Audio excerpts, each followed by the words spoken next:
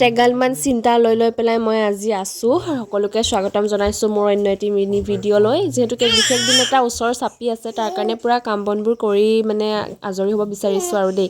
এফালে ৰাতিপুৱা মোৰ যি কাম আছিলে কৰি মেলি আজৰি হ'লোঁ। দেহামানৰ লগতে আছে কাৰণে ভইচ অভাৰ দিওঁতে আপুনি তাইৰ মাতটো শুনিব পাৰে। আৰু এইফালে হাততে বিস্কুট এপেটি লৈ পালোঁগৈ জ্যোতি খুৰীহঁতৰ ঘৰত, যিহেতুকে আজি তাত সকাম আছিলে। এইকেইদিন তেনেকৈ সকাম চকাম খাই ফুৰিছোঁ, গাও বেয়া, নগ'লেও নহয়, সেইকাৰণে গৈছোঁ আৰু। এইফালে আমি আহোঁ মানে নাম আৰম্ভ হ'লেই। তাৰপিছতে ভণ্টি খুৰীয়ে ক'লে যে দিয়া মই পুতলা মানুহক দি দিওঁ, আপোনালোকে ক'ব ইমান গাভৰু মানুহজনীক তুমি খুৰী মাতিছা। আচলতে সম্বন্ধত তেওঁ আমাৰ খুৰী হয়। আৰু গৈ পোৱাৰ লগে লগে ধুনীয়াকৈ চাহকাপ দিলে। ছোৱালীৰ যি আমনি, বাপেক গৈছিলে তো বাপেকৰ হাততে তাইক দি ঘৰলৈ পঠিয়াই দিলোঁ, যিহেতুকে আমাৰ ওচৰতে। আৰু মনত মানে এগালমান চিন্তা লৈ পিনি যেনে তেনে জল্দি ভাত খাই মই ঘৰলৈ আহিছোঁ। ভোজ ভাত আছিলে যিহেতুকে।